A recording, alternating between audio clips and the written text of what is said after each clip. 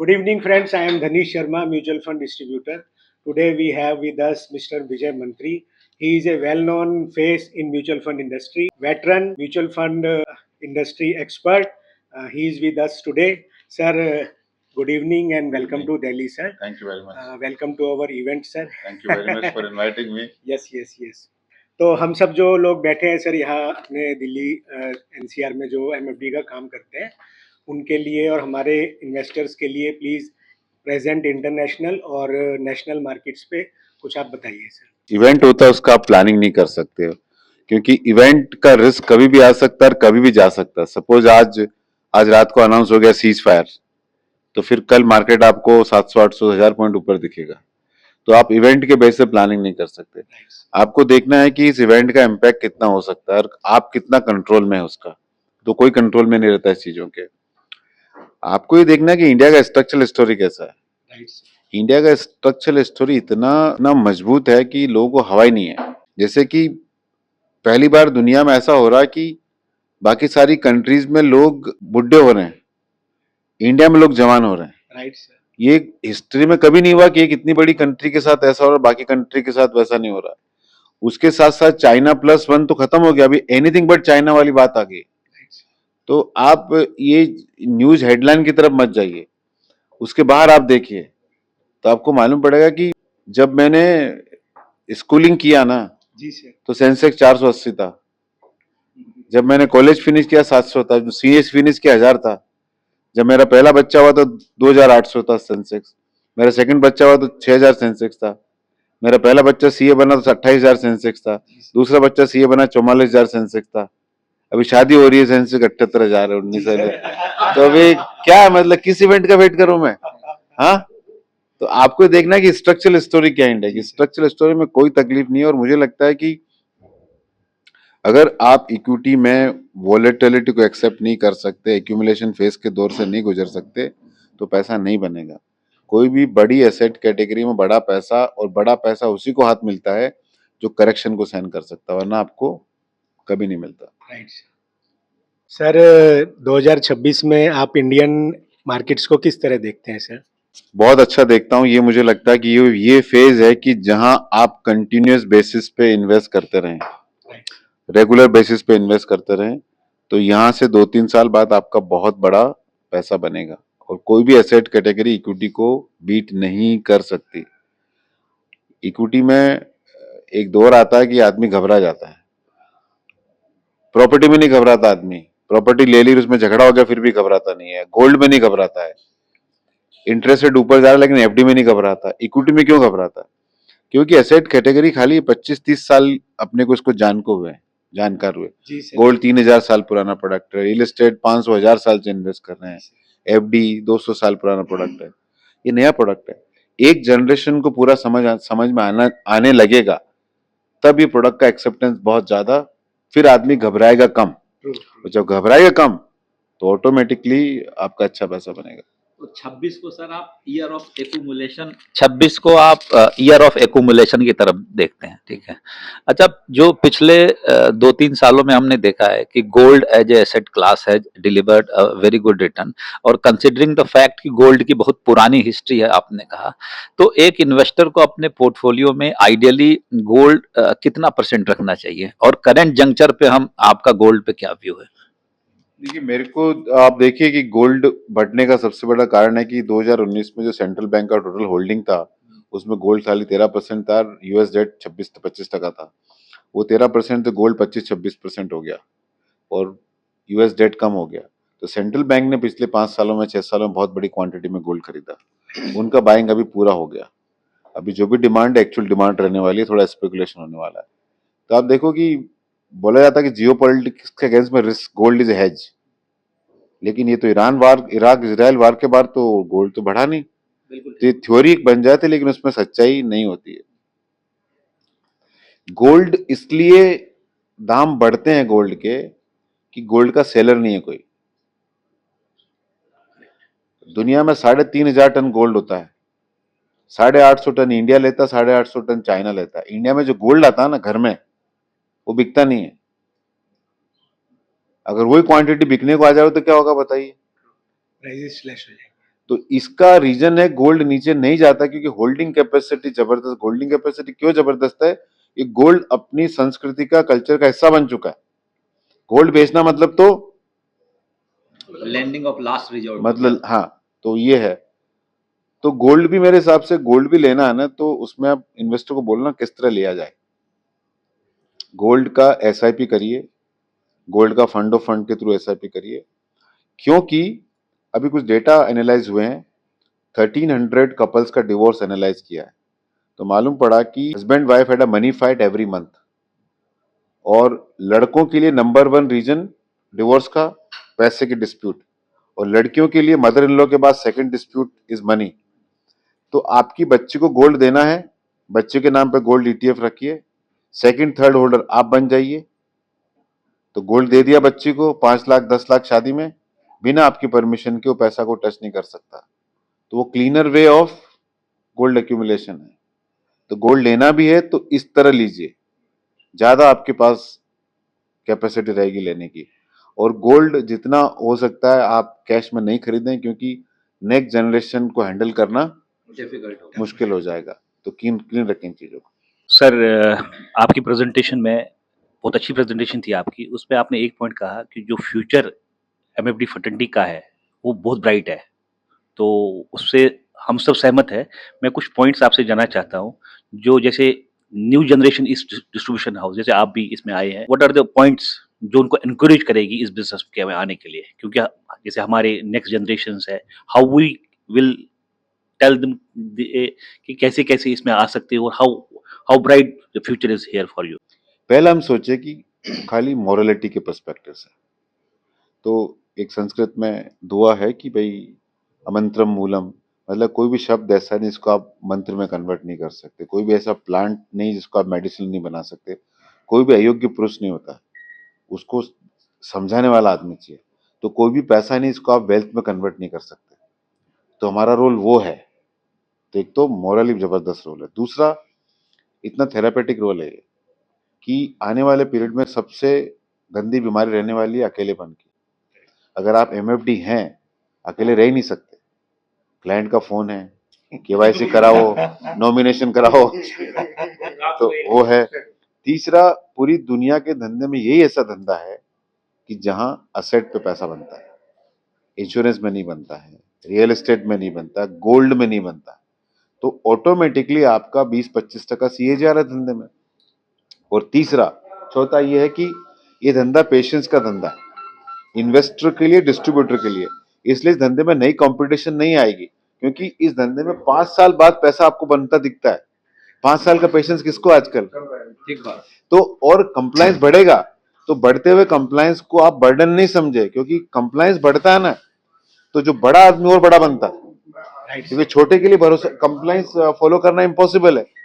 तो इस आप जिसने भी 100-50 करोड़ का ईएम खड़ा इकट्ठा कर लिया ना, तो वो फिर उसकी लिमिटेशन, उसकी सोच है खाली, न बाजार लिमिटेशन है, न क्लाइंट लिमिटेशन है, उसकी सोच लिमिटेशन है। सोच पे ध्यान देना चाहिए मेरे हिसाब से। और मैं एक ही मंत्र बोलता हूं, टेक्नोलॉजी। जैसे आज मैं आपको एक इलस्ट्रेशन देता हूं, जैसे मैं किसी क्लाइंट से मिलता हूं, तो मेरे पास तो व्हाट्सएप, इसको पूरा कन्वर्ट कर रहा हूं। क्लाइंट को हमने बोला जी ये करो, ठीक है, उसके बाद उसका व्हाट्सएप ग्रुप बनता है। हमने बोला, उसके बाद बोला उसका क्या, वो हर महीने उसको अपडेट जाता रहता है कि सर आप ऐसा भी करते हैं ना, तो आपका नुकसान या प्रॉफिट ये हो। हर महीने जाएगा, उसको क्या होगा, 3-6 महीने 1 साल बाद वो उसको लगेगा कि ये बता रहा भाई, रिटर्न अपना प्रोडक्ट तो अच्छा है ही है ना।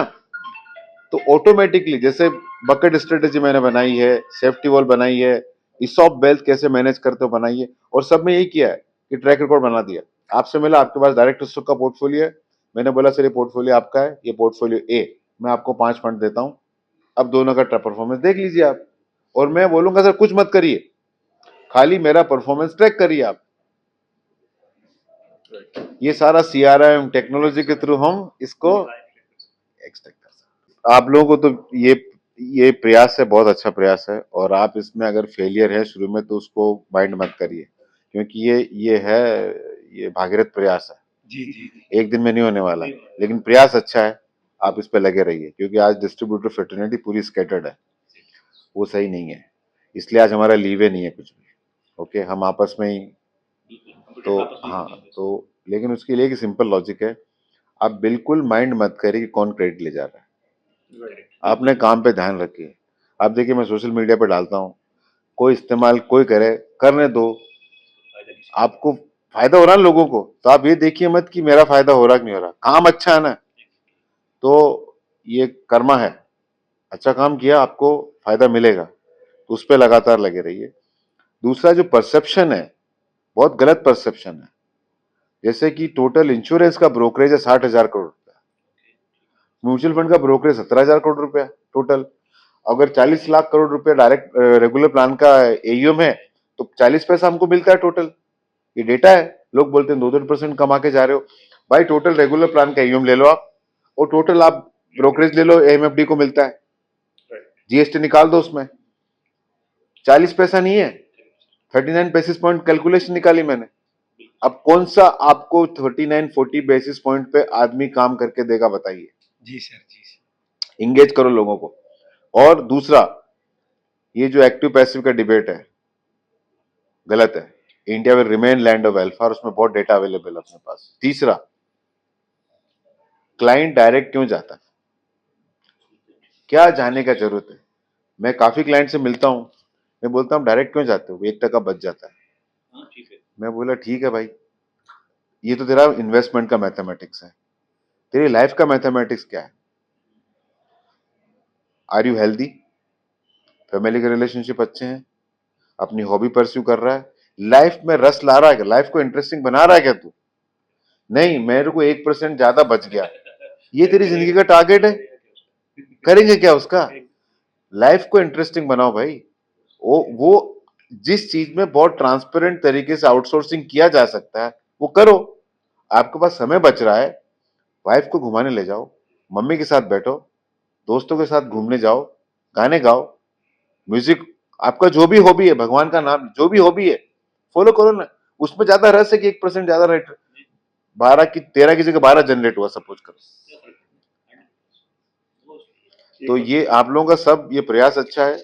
एमएफडी कम्युनिटी को कभी कॉन्फिडेंस लूज नहीं करना चाहिए, साथ रहने की कोशिश करनी चाहिए, और बड़े सुलझे हुए तरीके से अपने पॉइंट ऑफ व्यू एमफी की तरफ रखिए, अपने पॉइंट ऑफ व्यू सेबी की तरफ रखिए, अपनी बात कहिए कि हम एमएफडी कितनी कितनी स्टोरीज है यार। मैं तो इतने एमएफडी से 30 साल से डील कर रहा हूँ, कितनी कितनी फैमिलीज को एमएफडीज ने हेल्प किया है। कुछ बदमाश लोग हैं, उनको निकालो बाहर, लेकिन 99% MFDs are doing fantastic job. और अपने धंधे की खास बात है, we need to make it very clear कि अपने धंधे में मिस सेलिंग पॉसिबल ही नहीं है। एक एमएफडी मिस सेलिंग करेगा, धंधा नहीं बढ़ पाएगा उसका। तो अपना स्ट्रक्चरल चीजें हमको रेगुलेटर को बतानी है कि भैया मेरा, अगर आप कोई भी एमएफडी का बुक देख लो, उसका बुक 100 करोड़ का है, तो 10 करोड़ फालतू फंड में नहीं होगा कभी उसका, तो फिर हम तो गड़बड़ी नहीं करते। हमारा सर 10,000 भी लिक्विड फंड के भी रहते हैं ना, 10,000 भी ये यार एक साल से 10,000 रुपये पड़ा है इसका, उसका भी हम सोचते हैं यार इसका क्या करें। नॉट ओनली दैट, हम भी पैसा किसको देते हैं, ढंग के फंड हाउस को देते हैं ना, ढंग की स्कीम को देते हैं, फालतू को देते हैं हम लोग कभी। तो फिर हमारा ये बहुत गलत कॉन्सेप्ट है कि मिस सेलिंग है, एमएफडी बहुत पैसा बना रहा है, ये मिसकंसेप्शन दूर होना चाहिए। और एमएफडी को जब तक ढंग का, आप देखो यूएस में क्या बदमाशी होती है, लोगों को पता नहीं है। यूएस के अंदर 20-25 फैमिली सारा यूएस रन करती है। यूएस इतना बड़ा लैंड है, देखिए आप सोचिए, इतना बड़ा लैंड एरिया यूएस का। हाँ, यूएस के अंदर ऑटो इंडस्ट्रीज ने और एयरलाइन इंडस्ट्री ने रेलवे बनने ही नहीं दिया। यूएस में कहाँ रेलवे है, मेट्रो भी नहीं है, मेट्रो एक सिटी है, इतना बड़ा लैंड है। इंडिया में कितनी रेलवेज है, रेलवे यूएस में क्यों नहीं है। ऑटो इंडस्ट्री, एयरलाइन इंडस्ट्री ने बनने नहीं दिया। अभी आप इंटरनेशनल इन्वेस्टिंग की समझाता हूं आपको मैं। आप इंडिया में इन्वेस्ट करते हो एनएससी बीएससी पे, एक्सचेंज प्लेटफॉर्म पे सारे आपकी डील्स होती है। यूएस में आप इंटरनेशनल इन्वेस्ट करो किसी प्लेटफॉर्म के थ्रू, तो ब्रोकर के पास 3 चॉइस है। ब्रोकर या तो खुद को अपना माल दे देगा, या किसी दूसरे मार्केट मेकर से माल दिलवाएगा, और तीसरा स्क्रीन पर डालेगा। एग्जैक्टली, तो दे मेक्स मनी। यहाँ पे उसको ज्यादा यहाँ इंडिया में बिल्कुल ट्रांसपेरेंट तरीका है। यहाँ तो तो पॉइंट पॉइंट के हिसाब से तो इंडिया में जो माइंडसेट है कि व्यापारियों को पैसा नहीं बनाना चाहिए, वो माइंडसेट गलत है। उसकी वजह से ग्रोथ नहीं होती, उसकी वजह से व्यापारी इन्वेस्ट नहीं करते। जब तक अपना माइंडसेट नहीं बनेगा कि प्रॉफिट इज गुड, तब तक ये आगे तरक्की नहीं। तो आप हमको अगर और इनकरेज किया जाए, आप क्या कर लोगे भाई? जितना आपका बड़ा बिजनेस होगा ना, you become more careful. Yes क्योंकि आपका आपका 5,000 करोड़ का ईएम हो गया और आपका 50 करोड़ खराब निकल गया, आपका रेपुटेशन खराब हो जाएगा। You will be more careful. Responsibility बढ़ जाती है। तो ये सारे पॉइंट हमको जहां जहां मिले आर्टिकुलेट हमको एसोसिएशन के थ्रू, एएमसी के थ्रू एंगेज करके मेरे हिसाब से हमको करना चाहिए। हाँ पूछो ना सर, सर अभी जो हम मैथ्स की बात करते हैं सर, जिसमें कि जो मेरा अर्निंग यील्ड निकल के आता है 3%, 3.5%, 4%, फिर कॉर्पोरेट अर्निंग्स की बात करते हैं कि corporate earnings we are expecting 15%, 20-25%। तो क्या ये एक्चुअल मैथ्स हेल्प करता है इक्विटी में, कि हम ये बोल सकते हैं कि जैसे अभी कॉर्पोरेट अर्निंग्स बोलते हैं 25% आएगा स्मॉल कैप में, 3% मेरा अर्निंग यील्ड है, तो can we expect 28% kind of CAGR in 1 year? 3% तो करंट अर्निंग यील्ड है, उसमें 28% ग्रोथ आएगा।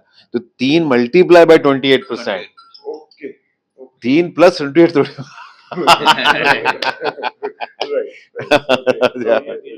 सर आज भी हम अपनी मार्केट में देखते हैं तो सारा एफआई ड्रिवन चलता है।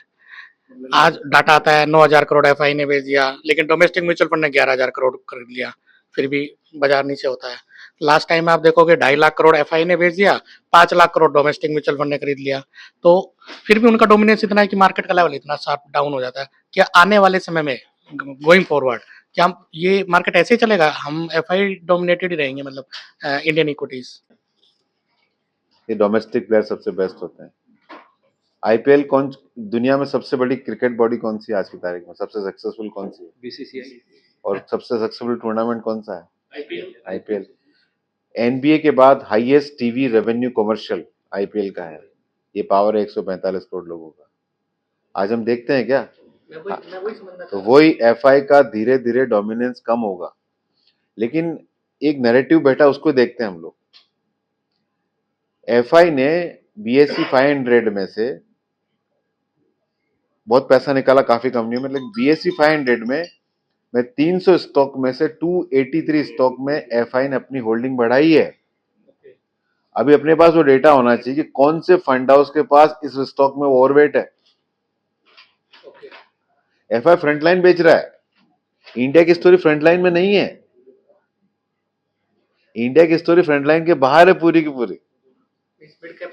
आपने भी डिफाइन भी किया कि हम टॉप पे ही जा रहे हैं, उससे बियॉन्ड बियॉन्ड दैट पूरा खेल उसके बाहर है भाई, पूरा खेल उसके बाहर है इंडिया में। फ्रंट लाइन में वो अपना होल्डिंग कम कर रहा है और नीचे बॉटम में लेके आया है। बॉटम ग्रोथ ही वहां आ रहा ना। आज आप एरोस्पेस इंडस्ट्री है, कोई निफ्टी के अंदर नहीं है। हॉस्पिटल कहाँ निफ्टी 50 में? वहां ग्रोथ कितनी जबरदस्त आ रही है। आप अलग अलग इंडस्ट्री पकड़ लो, ग्रोथ आ रही है। But it is dominated by FMCG, it is dominated by IT, it is dominated by bank. Bank का एक हो गया, कहानी खत्म। लेकिन इनको हटने में समय लगेगा। तो इंडिया की स्टोरी फ्रंट लाइन में है ही नहीं भाई। वो तो हम सब लोग डिफेंसिव हो गए, फ्रंट लाइन ले लो, फ्रंट लाइन ले लो, फ्रंट लाइन ले लो। We are playing by reputation कि बड़ा प्लेयर है, इसको टीम में रखना जरूरी है। गौतम गंभीर ने क्या चेंज किया? No hero worship. तभी सुमन गिल को बाहर कर दिया। नहीं, मैं किसी का नाम लेना नहीं चाहता। I am saying no hero worship. Sanju Samson 89 पे खेल रहा है तो वो शॉट ही मारेगा। ये विनर्स माइंडसेट है। मैं लेके बैठा हूं क्योंकि अच्छा नाम है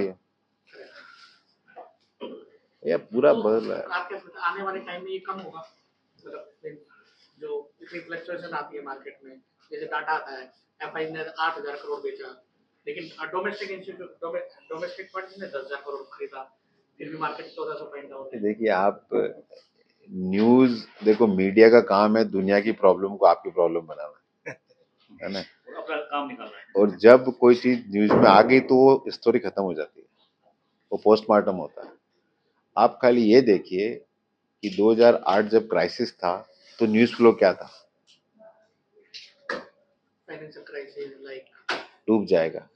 बड़ी बड़ी मैगजीन ने बोला इंडिया खत्म हो जाएगा, कितनी बार बोला है? और इंडिया का एक बिल्कुल छोटा सा चलता है बैंक में भी कोई प्रॉब्लम नहीं कोई नहीं हुआ। है। जब ग्लोबली देखें तो लेमन ब्रदर्स और बहुत बड़े बड़े नाम हो सकते तो नेगेटिविटी बिकता है ना, Yes. इसलिए नेगेटिविटी बिकता है, इसलिए लोग बेचते हैं। आज मैं आपको बोलूं कि भाई इन्वेस्ट करो, एसआईपी करो, आपको लगता है सेल हुआ है, और मैं बोलूँ बहुत देखो मार्केट में बहुत कोशिश रहने की जरूरत है। ईएफआई का चैलेंज है, गोल्ड का क्राइसिस है, इसमें कुछ नहीं करने का अपने गोल्ड में, आपको लगता है मेरा भला कर रहा है। So anybody who's optimistic looks like a seller. Anybody who's critics and pessimist always look like very intelligent. ये दुनिया ऐसी नहीं है। दुनिया belong to optimists. दुनिया doesn't belong to critics. और जो critics होते हैं ना, वो जिंदगी में कुछ नहीं करते। आपको कोई भी एथलीट नहीं बोलेगा अगर आप वर्कआउट कर रहे हो तो, आपको व्यापारी नहीं बोलेगा आप पैसा बना रहे हो तो, आपको सिंगर नहीं बोलेगा आप गा रहे हो तो, उसको मालूम है। हाँ, और जो गाना नहीं आता है ना वही आपको बोलेगा, आपको जो खेल खुद बैठा है ना वही आपको बोलेगा मत दौड़, और जिसे जिंदगी भर पैसा नहीं बनाया वही बोलेगा आपको कि पैसा मत बनाओ, पैसा खराब चीज है। तो जो मैं नहीं रहा होता है ना वो आपको कभी नहीं बोलेगा, कभी जज नहीं करेगा। तो नॉइज को आप Cut the don't noise. Get influenced by the Distracted by noise, noise. बिल्कुल भी नहीं, बिल्कुल नहीं, इससे दूर रहो। इतने चमत्कारी चीजें देश में होती है, उस पर ध्यान दो कि जब आप कोई पेड़ लगाते हो तो आपको फ्रूट चाहिए होते हैं। आम का पेड़ लगाया, एक्सपेक्टेशन तो ऐसी ही होती है। हाँ, लेकिन फ्रूट आता है एंड में पेड़ में। जी सर। जब आदमी गुठली बोता आम की, वो फ्रूट कब आएगा? 7 साल के बाद। लेकिन इन मार्केट में फ्रूट पहले चाहिए। बिल्कुल। तो मैं तो ट्रेडर्स का, स्पेकुलेटर का शुक्रगुजार हूँ, उनकी वजह से हमारा पैसा बनता है। मेरे पास एक ही एज है, लॉन्ग टर्म की एज, मेरे पास कोई ज्ञान की एज नहीं है। I will beat everybody because I am long term investor. Investing के अंदर डबल करना चमत्कार नहीं है, 50 साल, 30 साल, 20 साल तक 12% कंपाउंड करना चमत्कार है। और ये चमत्कार लोग समझ नहीं पाएंगे, नहीं समझ पाएंगे, और ये कारण हमारी जरूरत पड़ेगी। अगर आदमी इतना समझदार होता, आप मेरी जरूरत क्या पड़ेगी? आप सिंपल दूसरा लॉजिक लगाओ ना, इन्वेस्टमेंट तो सेकंड बात है, सबसे पहला हेल्थ की बात है, ठीक है? आपको क्या करना आपको मालूम है? कर पाते हो क्या? हर मोटे आदमी को पता है पतला कैसे होना है। वही नहीं होता। क्यों नहीं हो पाता? हाँ। डिसिप्लिन। तो इंसान की फितरत में डिसिप्लिन नहीं, क्योंकि जो ब्रेन का पार्ट है which is responsible for discipline is the same part of the brain which face the pain. तो being discipline, being feeling like a pain, ये ऐसा है कि ये तो रिएक्शनरी है कि आपका मेरा झगड़ा हो गया और आपने मुझे बहुत सारी गाली दी और मैंने आपको बराबर गाली दी, सब लोगों को लगता है कि आज जोरदार फाइट हुई है। आपने गाली दी, मैं चुप बैठ गया, कुछ बोला ही नहीं, कौन बड़ा आदमी हुआ? आप। तो चुप बैठ के शांति से काम करेगा कोई बड़ा आदमी होता है? जो उछलता कूदता रहता है। देखो, माइंड के लिए शांति, बॉडी के लिए एक्सरसाइज, पैसा नुकसान करने के लिए उल्टा सीधा, पैसा बचाने के लिए। आपका बच्चा अगर स्कूल कॉलेज में है, उसको अच्छे मार्क्स लाने हैं ना, खाली पढ़ाई करनी है उसको। लेकिन जो अच्छे मार्क्स नहीं लाता उसकी लाइफ कितनी मुश्किल है। उसको क्लास बंक करना पड़ता है, उसको रात को टीवी देखना पड़ता है, झूठ बोलना पड़ता है, लड़कियों के साथ घूमना पड़ता है, उसकी लाइफ बहुत मुश्किल है। वैसे जो इन्वेस्टर पैसा नहीं बनाता ना, उसकी लाइफ बहुत मुश्किल है। बेचारा कितना न्यूज देखता है, मॉर्निंग वॉक का फ्रेंड से एडवाइस लेता है। तो we have full sympathy for him. हमको लाइफ सिंपल करना है। और एक कहानी बताऊं, क्या है कि बहुत इंटरेस्टिंग स्टोरी है, सरलता का महत्व बताता हूँ आपको। गांव में एक पंडित जी आए थे, तो गांव में एक पेटू था, तो साधु महाराज की मंडली आई, तो वो पेटू उनके साथ बैठ जाता था, तो अच्छा खाना मिलता था उसको, तो उसका अच्छा लगने लगा। साधु मंडली 3-4 दिन बाद वो दूसरे गांव चलने लगी, तो उसने बोला कि अपने माँ बाप से बोला कि मैं भी इनके साथ जाता हूँ। तो माँ बाप भी परेशान थे उसके खाने पीने के आदत से, बोला चला जा। वो चला गया। अब 3-4 दिन बाद तो खाता रहा, बाद में एकादश आई, तो वहां तो खाना बनता नहीं है महंत जी के यहाँ। तो उपवास रहता है। तो बोला कि भाई, वो तो लड़का बोला मैं तो भूखा नहीं रह सकता पंडित जी। तो बोला ठीक है, कोई भूखा नहीं, उसको भूखा रखना भी गलत है। तो बोला ये सामग्री ले जाओ, लेकिन वहाँ नदी है उसके बाहर खाना बना लेना, लेकिन खाना बनाने के बाद भगवान को भोग जरूर देना। तो उसने खाना बनाया और बड़ी सरलता से भोग दिया कि भगवान राम आए। सच में भगवान राम आ गए। अब खाना एक आदमी का, भगवान राम भी आ गए, 2 आदमी खाना खा रहे। उसके बाद एकादश आई, तो इस बार गुरुजी को बोला, गुरुजी थोड़ी सामग्री कम दीजिए, कम पड़ती है। और दीजिए थोड़ी सी। तो गुरुजी ने और सामग्री दी। बोला भगवान राम आए, इस बार सीता जी को भी लेके आ गए, तो 3 जनों का खाना हो गया। ऐसे 5-7 एकादश करते, राम कृष्ण सब आ गए, पूरा राम दरबार आ गया। अब उधर गुरुजी परेशान हो रहे हैं कि यार इसको इतना खाना हम दे रहे हैं, ये क्या कर रहा है। तो एक दिन बोला चुपके से देखते करता क्या। तो देखे तो नदी के बाहर चूल्हा जल रहा है, सब ये दिख रहा अकेला। तो बोला क्या भाई तू इतना खाना बना रहा है। बोला आपको दिख नहीं रहा। बोले क्या। देखो सीता मैया रोटी बना रही है, हनुमान जी सब्जी काट रहे हैं, लक्ष्मण जी बर्तन धो रहे हैं, भरत जी प्लेटें सजा रहे हैं। बोला मुझे तो कुछ दिख नहीं रहा है, मुझे तो खाली तू ही दिख रहा है। तो बोला ठीक है भगवान राम से पूछता हूँ। तो जाता है और भगवान राम से पूछता है कि प्रभु ये मेरे गुरुजी हैं, आप इनको क्यों नहीं दिख रहे हो। तो बोले भगवान राम की तेरे गुरुजी बहुत ज्ञानी है, मैं सरल लोगों को दिखता हूँ। तो रिटर्न सरल लोगों को मिलता है। ज्यादा ज्ञानी है ना वो अपने नुकसान करा के, सरलता की महानता समझो। Thank you very much for, I mean, insightful lessons. Thank you.